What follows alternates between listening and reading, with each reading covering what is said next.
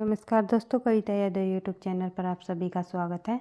संपूर्ण हिंदी विषय की तैयारी को आगे बढ़ाते हुए आज की क्लास में हम करेंगे हिंदी साहित्य के मोस्ट इम्पोर्टेंट एमसीक्यूज़, जो कि आपकी हर परीक्षा के लिए मददगार साबित होंगे। चाहे आप टीजीटी पीजीटी परीक्षा देने जा रहे हो या एनटीए नेट की परीक्षा या किसी भी स्टेट की अन्य कोई परीक्षा जिसमें भी हिंदी साहित्य संबंधी प्रश्न पूछे जाएंगे, सभी के लिए ये क्लास काफ़ी मददगार साबित होगी।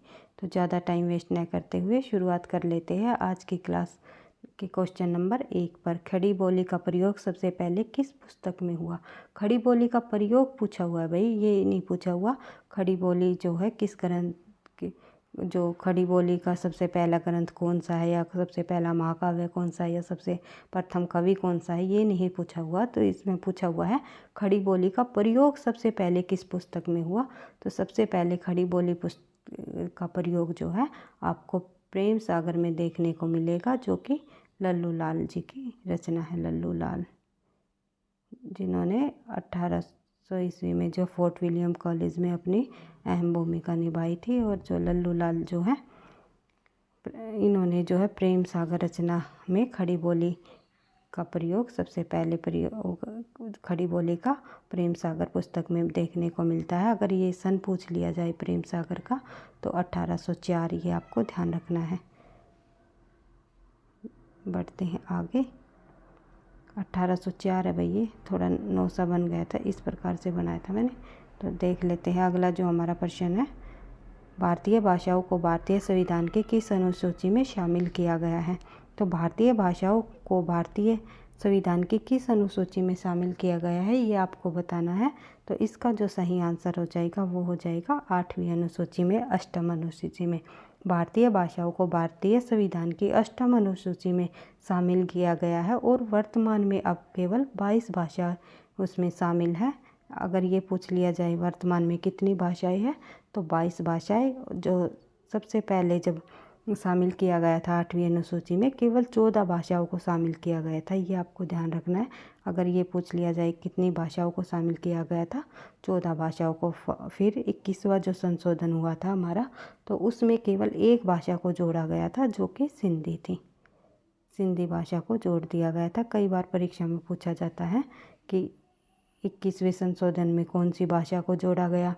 फिर उसके बाद जो है 1992वां जो संशोधन हुआ था, उसमें कितनी भाषाओं को जोड़ा गया, उसमें 3 भाषाओं को और जोड़ दिया गया था, जो कि 1992 में जो संशोधन हुआ था, जो कि वो संशोधन था कौन सा, 71वां संशोधन। और जो 21वां संशोधन हुआ था वो हुआ था 1967 ईस्वी में, ये आपको ध्यान रखना है। इसमें सिंधी भाषा को जोड़ा गया, लेकिन 1992 में 71वें संशोधन में 3 भाषाओं को जोड़ा गया, जो कि आप नमक से याद रख सकते हो। कई बार मैं आपको बता चुकी हूँ, नेपाली, कोंकणी और मणिपुरी। नमक से आप याद रख सकते हो। जो है 71वें जो संशोधन में 3 भाषाओं को जोड़ा गया, नेपाली, मणिपुरी और कोंकणी, ये आपको ध्यान रखना है। इस प्रकार से प्रश्न घुमा फिरा कर एक तथ्य से कई प्रश्न हमारे बन जाते हैं, और कहीं ना कहीं परीक्षाओं में इन्हीं प्रश्नों को घुमा फिरा कर पूछा जाता है। उसके बाद जो है जब एक संशोधन और हुआ था, 71वें संशोधन के बाद जब हुआ 92वां जो संशोधन हुआ था, 92वें संशोधन में जो है जो कि 2003 ईस्वी में हुआ था, और इस संशोधन में 4 भाषाओं को जोड़ा गया। संविधान की अनुसूची में कौन कौन सी 4 भाषाएं रही? मैथिली, एक थी मैथिली, एक थी दूसरी थी डोगरी, और एक रही थी बोडो। एक सेकंड भाई, मैं इसको इरेज कर देती हूँ यहाँ से थोड़ा सा। तीसरी थी बोडो और चौथी थी संथाली। इस प्रकार से 4 भाषाओं को 92वें संशोधन में 2003 में जोड़ा गया, यानी कि संविधान की अभी वर्तमान में कुल 22 भाषाएं वर्णित हैं। उस सबसे पहले 14 भाषाएं थी। 21वें संशोधन में, जो कि 1967 में हुआ, एक भाषा को जोड़ा गया सिंधी। फिर 71वें संशोधन 1992 में नेपाली, मणिपुरी, कोंकणी को जोड़ा। फिर 92वां जो संशोधन हुआ 2003 में, उसमें 4 भाषाओं को जोड़ा गया था। कौन कौन सी? मैथिली, डोगरी, बोडो और संथाली। इस प्रकार से अगर आप बार बार तथ्यों की रिवीजन करोगे तो परीक्षा में आपको जो है ये इन तथ्यों में कन्फ्यूजन नहीं होगी। और इन्हीं प्रश्नों में से मैं आपको गारंटी देती हूँ कि परीक्षा में इन्हीं प्रश्नों को घुमा फिरा कर पूछा जाता है और इन्हीं प्रश्नों में से आपको प्रश्न देखने को मिलेंगे। इसलिए हम निरंतर अभ्यास के साथ अब महत्वपूर्ण प्रश्नों की सीरीज़ को भी आगे बढ़ा रहे हैं, साथ साथ संपूर्ण हिंदी साहित्य के उन सभी महत्वपूर्ण तथ्यों को करते हुए अपनी तैयारी को आगे बढ़ा रहे हैं जो कि परीक्षाओं में पूछी जाती है। चाहे किसी भी स्टेट की परीक्षा हो जिसमें हिंदी साहित्य संबंधी प्रश्न पूछे जाएंगे तो इन्हीं प्रश्नों में से आपको प्रश्न देखने को मिलेंगे।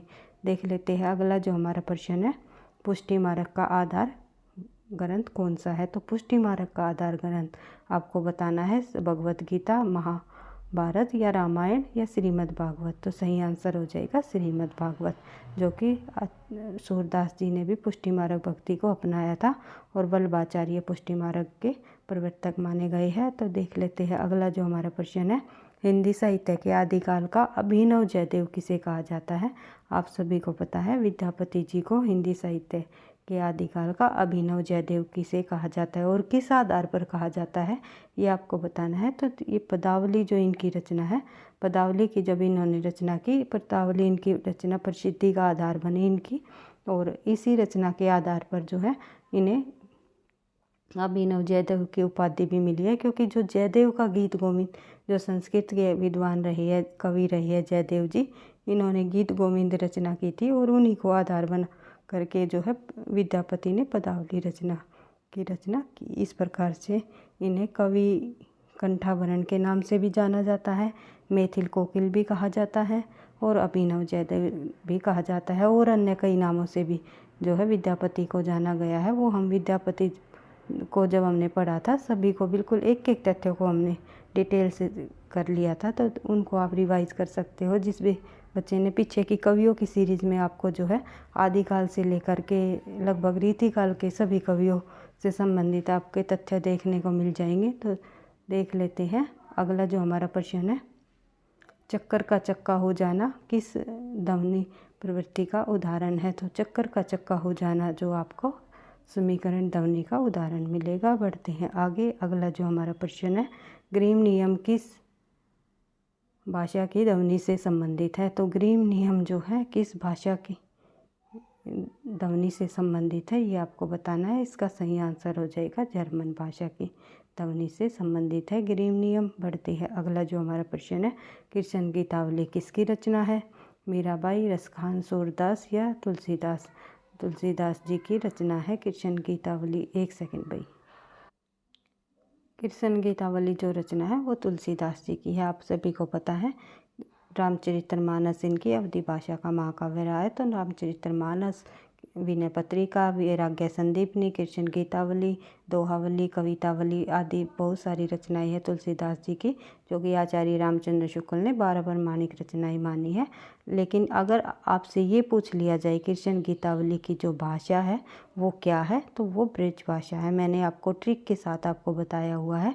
तुलसीदास जी की जिन रचनाओं में बाद में जो वली शब्द जुड़ता है तो उन सभी की जो भाषा है वो ब्रज भाषा है। जो रचनाएं जो है वैसे शुरू होती है तुलसीदास जी की, जैसे कि वैराग्य संदीपनी और विनय पत्रिका और वैराग्य संदीपनी, ये सभी रचनाएं जो है ब्रज भाषा की है। और जिस सब जो रचना के बाद में वली शब्द आ जाए, जैसे कि कवितावली, गीतावली, कृष्ण गीतावली आदि जो ये रचनाएं हैं ये भी ब्रज भाषा की है। और अन्य जो रचनाएं हैं रामचरितमानस, रामलला नचो ये आदि, और जानकी मंगल और अन्य जो रचनाएं रही हैं इनकी तुलसीदास जी की, वे अवधी भाषा की रचनाएं। इन्होंने अवधी और ब्रज दोनों भाषाओं में रचना की है। बढ़ते हैं आगे, देख लेते हैं अगला जो हमारा प्रश्न है,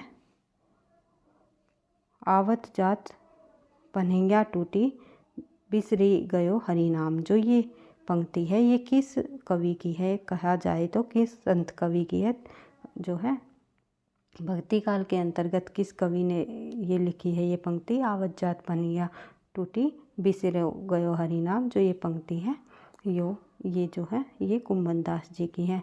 जब अकबर ने इनको सीकरी के लिए बुलावा दिया था तो तभी उन्होंने बोला था, संतन को कहाँ सीकरी आवत जात पनिया टूटी बिसरे को हर नाम, के मेरे सीकरी में जाने का क्या काम है, मेरे तो आते जाते ही पैरों की पादुकाएं भी टूट गई है और मेरे हरिनाम में भी बाधा पड़ रही है।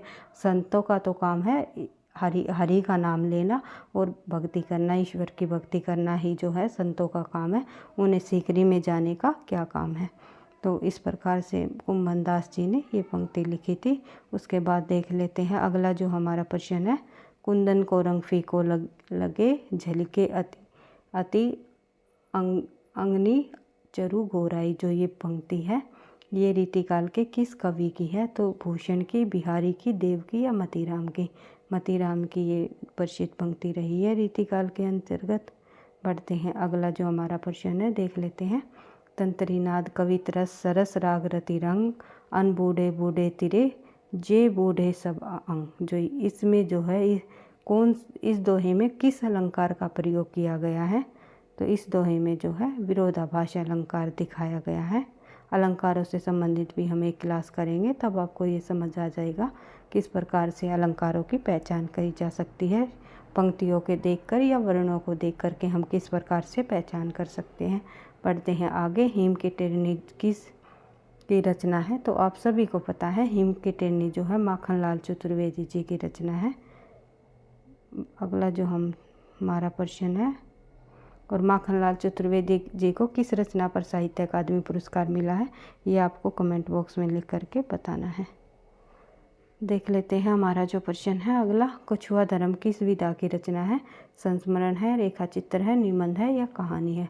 कछुआ धर्म जो है ये किस विधा की रचना है, ये आपको बताना है।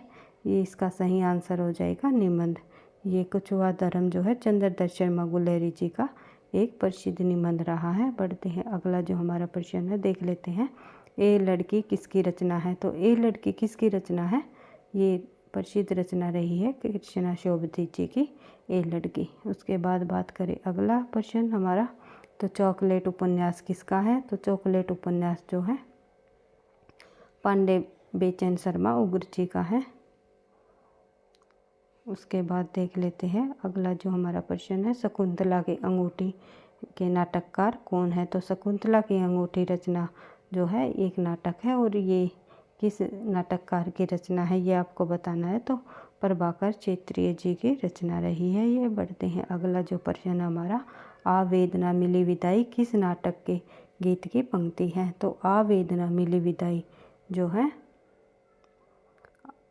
जयशंकर प्रसाद जी के किस नाटक की पंक्ति है। कई बार मैं अभी प्रश्नों का पैटर्न जो है आजकल इस आधार पर प्रश्न अधिक पूछे जाते हैं, ये नहीं पूछा हुआ किस लेखक की पंक्ति है, या ये पूछा हुआ है ये किस जयशंकर प्रसाद के किस नाटक से ली गई पंक्ति है, तो स्कंदगुप्त नाटक से ली गई पंक्ति है आवेदना मिली विदाई।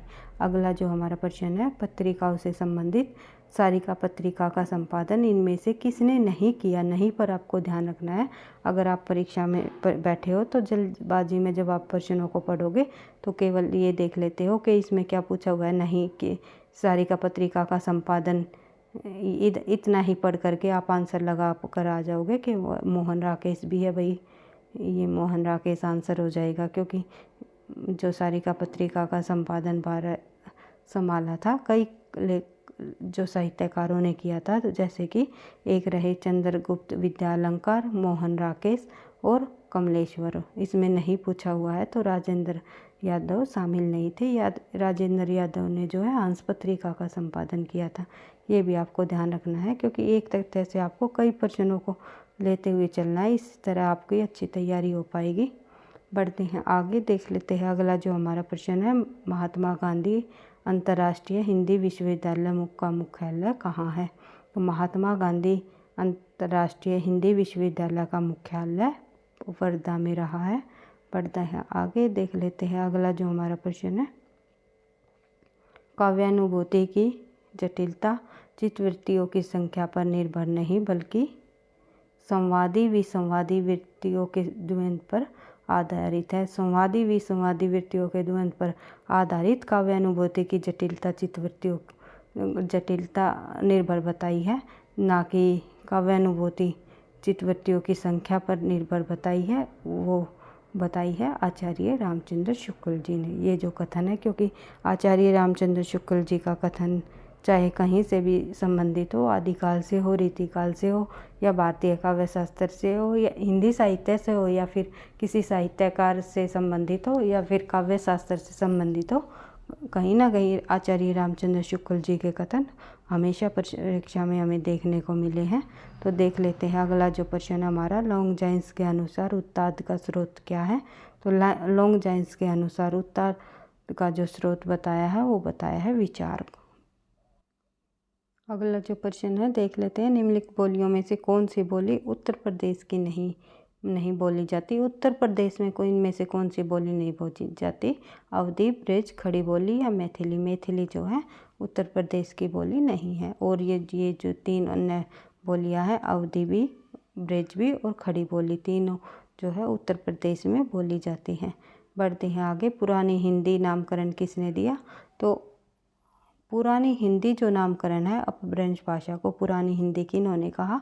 कई बार परीक्षा में पूछा जाता है। तो चंद्रधर शर्मा गुलेरी ने अपभ्रंश को पुरानी हिंदी नाम दिया। और अगर ये पूछ लिया जाए आचार्य रामचंद्र शुक्ल ने क्या नाम दिया अपभ्रंश को, तो उन्होंने क्या कहा है आचार्य रामचंद्र शुक्ल ने? प्राकृत भाष ये नाम दिया आचार्य रामचंद्र शुक्ल ने। क्योंकि परीक्षा में कई बार ये प्रश्न पूछा जाता है, पुरानी हिंदी नाम किसने दिया। अगला जो प्रश्न है कहीं इससे संबंधित अगर आचार्य रामचंद्र शुक्ल के अनुसार पूछ लिया जाए तो आपको पता होना चाहिए आचार्य रामचंद्र शुक्ल ने क्या नाम दिया है। बढ़ते हैं आगे, देख लेते हैं अगला जो हमारा प्रश्न है, हिंदी को राजभाषा के रूप में मान्यता कब मिली? आप सभी को पता है हिंदी को राजभाषा के रूप में 14 सितंबर 1949 को मान्यता प्राप्त हुई। उसके बाद देख लेते हैं अगला जो हमारा प्रश्न है, 6 ध्वनि का उच्चारण स्थान बताइए। तो 6 ध्वनि का जो उच्चारण स्थान है वो क्या रहा है, ये आपको बताना है। आप बोल करके भी देख सकते हो उच्चारण स्थान, जो कि तालव्य है। बढ़ते हैं आगे, एक सेकंड भाई। अगला जो हमारा प्रश्न है, कौन सी कीर्ति जयसी जी की है? तो जयसी जी की कौन सी कीर्ति है इनमें से? मधुमालती, मृगावती, कानावत और अनुराग बांसुरी। आप सभी को पता है अनुराग बांसुरी जो है नूर मोहम्मद की है, और मृगावती जो है कुतुबुन कवि की है। कुतुबुन कवि को की जो अनुराग बांसुरी है वो नूर मोहम्मद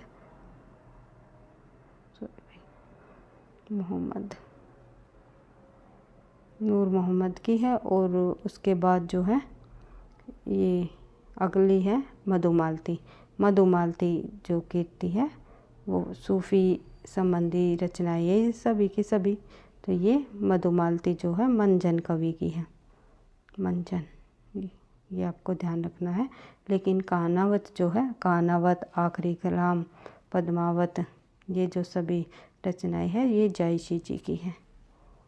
कानावत है इनमें से जो है जयसी जी की कौन सी कीर्ति है? कानावत। उसके बाद बात करें आगे, अगला जो हमारा प्रश्न है वो रहेगा, हिंदी साहित्य के आरंभिक काल को सिद्ध सामंत काल किन्होंने कहा? हिंदी साहित्य के आरंभिक काल को अलग अलग विद्वानों ने अलग अलग नाम दिए हैं। इनमें पूछा हुआ है सिद्ध सामंत काल किसने कहा? तो राम कुमार वर्मा ने। हिंदी साहित्य के आदिकाल को, राम कुमार वर्मा ने नहीं कहा, राहुल सांस्कृत्यायन जी ने नाम दिया है सिद्ध सामंत काल। सिद्ध सामंत काल जो है राहुल सांस्कृत्यायन ने, और गणपति चंद्र गुप्त ने कहा प्रारंभिक काल, मिस्र बंधुओं ने कहा आरंभिक काल, और उसके बाद राम कुमार वर्मा ने कहा संधि और चारण काल। जॉर्ज ग्रियर्सन ने चारण काल नाम दिया था, लेकिन राम कुमार वर्मा ने आदिकाल को 2 भागों में बांटते हुए संधि व चारण काल नाम से पुकारा है। उसके बाद देख लेते हैं आगे, अगला जो हमारा प्रश्न है, मध्वाचार्य किस संप्रदाय के संस्थापक रहे हैं? तो मध्वाचार्य जी किस संप्रदाय के संस्थापक माने जाते हैं, ये आपको बताना है। तो द्वैतवाद के संपादक रहे हैं मध्वाचार्य जी। द्वैत संप्रदाय के संपादक कौन रहे हैं? मध्वाचार्य जी। एक सेकंड, ये थोड़ा आपको दिखाई नहीं दे रहा होगा, तो इस प्रकार से आप कर सकते हो। और शुद्ध अद्वैतवाद के संस्थापक कौन माने जाते हैं? वल्लभाचार्य जी, वल्लभाचार्य, जो जिन्होंने पुष्टि मार्ग भक्ति को अपनाया था। उसके बाद जो है अद्वैतवाद के जो संपादक रहे हैं वे रहे हैं शंकराचार्य जी, शंकराचार्य। और उसके बाद जो है एक और हमारा बचता है अगला विशिष्टाद्वैतवाद।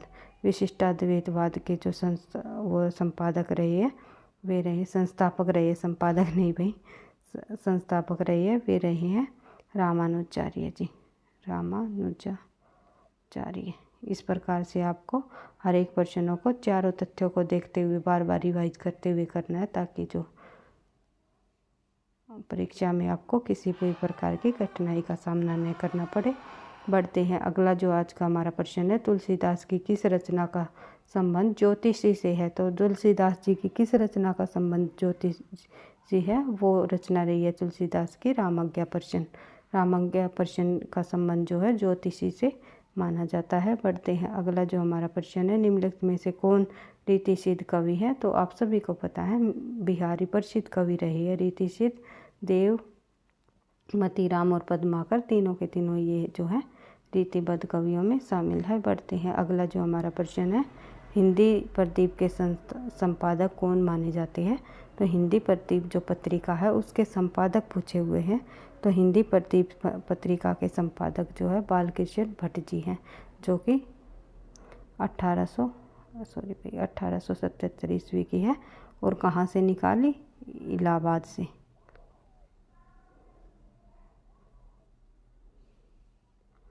इलाहाबाद से निकाली है, ये आपको ध्यान रखना है।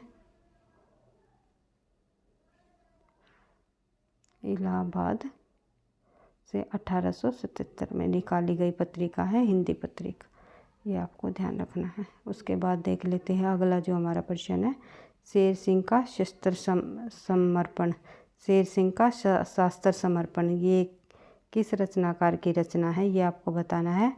सुमित्रानंद त्रिपाठी निराला, रामधारी सिंह दिनकर, सुभद्रा कुमारी चौहान जी या जयशंकर प्रसाद, इनमें से किस रचनाकार की रचना है? शेर सिंह का शस्त्र समर्पण, ये जो रचना है ये जयशंकर प्रसाद जी की है। उसके बाद बात करें अगली पंक्ति से संबंधित प्रश्न है। कथनों और पंक्तियों से संबंधित भी काफ़ी प्रश्न पूछे जाते हैं आजकल परीक्षाओं में, तो देख लेते हैं। कवि कुछ ऐसी तान सुनाओ जिससे उथल पुथल मच जाए। ये जो पंक्ति है ये प्रसिद्ध पंक्ति रही है बालकृष्ण शर्मा नवीन जी की। बढ़ते हैं आगे, इनमें से कौन नकेनवादी रचनाकार नहीं है? नकेनवादी रचनाकारों में 3 रचनाकार शामिल है जिनके नाम से ही जो है नकेनवाद का नाम पड़ा, वे रहे हैं, वे आपको बताने हैं। उनमें से कौन नहीं है? चौथा इनमें से कौन दिया हुआ है जो नहीं शामिल नहीं है? वो है केदारनाथ सिंह, नलीचन विलोचन शर्मा जी, केसरी कुमार और नरेश जी, ये जो है तीनों के तीनों नकेनवादी कवियों में शामिल है। बढ़ते हैं आगे, अगला जो है हरिजन गाथा किसकी रचना है? हरिजन गाथा जो रचना है वो किसकी है? नागार्जुन की है। अगर ये पूछ लिया जाए नागार्जुन की ये किस विधा की रचना है, तो ये एक इनका काव्य है, ये आपको ध्यान रखना है, क्योंकि कई बार प्रश्न जो है विधा से संबंधित भी पूछ लिए जाते हैं। इनमें से कौन सी रचना कृष्णा शोभती की है? तो कृष्णा शोभती जी की रचना इनमें से कौन सी है, ये आपको बताना है। तो ये कृष्णा शोभती की रचना जिंदगी नामा है, और ये किस विधा की है? ये इनका एक उपन्यास है, ये आपको ध्यान रखना है। और आवा जो रचना है ये चित्रामृतगल की है। एक सेकंड भाई, क्योंकि अन्य जब हम रचनाओं को देखते हैं तो आपको पता होना चाहिए कि कौन सी किस लिए, क्योंकि जो महिला लेखिकाओं की रचना है वे भी कई बार परीक्षा में पूछी जाती है, इम्पोर्टेंट होती है। सबसे पहले विजन देख लेते हैं हम। विजन जो रचना है वो मैत्री पुष्पा जी की है, मैत्री पुष्पा। उसके बाद आवा जो है, आवा रचना है जो वो चित्रामृतगल की है, चित्रामृतगल। इसके बाद जो चितकोबरा है, चितकोबरा का तो आपको सभी को पता ही है, एक सेकंड भाई, यहाँ ये भी चित्रा मुद्गल की ही रचना है बड़ी। बढ़ते हैं आगे। चितकोबरा भी चित्रा मुद्गल की रचना है। उसके बाद बात करें आगे, अगला जो हमारा प्रश्न है, ताजमहल का टेंडर किसका नाटक है। ताजमहल का टेंडर जो है किसका नाटक है, ये आपको बताना है। तो अजय शुक्ला का, स्वदेश दीपक का, या सुशील कुमार का, या विभू कुमार का, कि इनमें से किसका जो है नाटक है। नाटक का नाम है ताजमहल का टेंडर। तो इसमें सही आंसर हो जाएगा आपका अजय शुक्ला। अजय शुक्ला का नाटक है ताजमहल का टेंडर। उसके बाद देख लेते हैं अगला जो हमारा प्रश्न है, अनुमिति के अवधारणा किसने की थी, और अनुमितिवाद की अवधारणा किन्होंने की थी। तो रस के 4 व्याख्याताओं में जो है शामिल है भट्टनायक, भट्टलोलट, शंकुक और एक रही है अभिनवगुप्त। तो इसमें से जो है शंकुक ने अनुमितिवाद की अवधारणा इसमें की थी, जिन्होंने जो है चित्र तुरंग को जो अपनाया था अपनी इसमें। बढ़ते हैं आगे, अलंकारों को काव्य का शोभाकारक धर्म किसने माना। अलंकारों को काव्य का शोभाकारक धर्म मानने वाले जो विद्वान रहे हैं, आचार्य रहे हैं, वे रहे हैं दंडी। दंडी ने अलंकारों को काव्य का शोभाकारक धर्म माना है। कई बार पूछा जाता है परीक्षा में प्रश्न। अगला जो प्रश्न हमारा, भक्ति को रस रूप में प्रतिष्ठित करने वाले आचार्य कौन रहे हैं। तो भक्ति को रस रूप में प्रतिष्ठित करने वाले आचार्य निम्नलिखित में से मधुसूदन सरस्वती, जीव गोस्वामी, वल्लभाचार्य या रूप गोस्वामी। इनमें से इसका जो सही आंसर हो जाएगा रूप गोस्वामी। रूप गोस्वामी ने भक्ति को रस रूप में प्रतिष्ठित किया था। उसके बाद देख लेते हैं अगला जो हमारा प्रश्न है, ये है सही कर्म के अनुसार हमने लगाना है। तो सही कर्म के अनुसार हमें रचनाओं को लगाना है। तो कीर्तिलता, रामचरितमानस, रसराज, प्रिय प्रवास। आपको देखते ही पता चल रहा होगा, क्योंकि कीर्तिलता जो है आदिकाल की रचना है, जो सबसे पहले आएगी विद्यापति जी द्वारा लिखी गई कीर्तिलता। फिर आ गया हमारा रामचरितमानस, जो कि राम भक्ति काव्य धारा के अंतर्गत जो है तुलसीदास जी ने लिखा। उसके बाद है रसराज, फिर है प्रिय प्रवास, अयोध्या सिंह हरिऔध जी की अंतिम रचना। अयोध्या सिंह उपाध्याय हरिऔध जी का महाकाव्य, अंतिम नहीं, गलती से बोल दिया। तो इस प्रकार से हमने कुछ महत्वपूर्ण हिंदी के इम्पोर्टेंट महत्वपूर्ण प्रश्नों को हमने किया है, और इन्हीं को बार बार रिवाइज करते हुए हम अपनी तैयारी को आगे बढ़ाएंगे। आज की क्लास में केवल हम इतने ही प्रश्नों को करेंगे, और बाकी बचे हुए जितने पिछली परीक्षाओं में पूछे गए हैं प्रश्नों को धीरे धीरे जो है कंप्लीट करते हुए हम अपनी तैयारी को धीरे धीरे आगे बढ़ाते रहेंगे। DSSB की तैयारी तो हम कर ही रहे हैं प्रश्नों के आधार पर जो है, और अन्य जो हिंदी साहित्य के इम्पोर्टेंट तथ्यों के आधार पर आगे बढ़ा रहे हैं। साथ ही सभी परीक्षाओं के लिए हिंदी साहित्य से संबंधित हमारी हर रोज़ जो है एक क्लास 3:15 बजे होती है। तो आप इन क्लासेस को जो है देखोगे तो आपको परीक्षा में अत्यधिक प्रश्न यहीं से आपको देखने को मिल जाएंगे।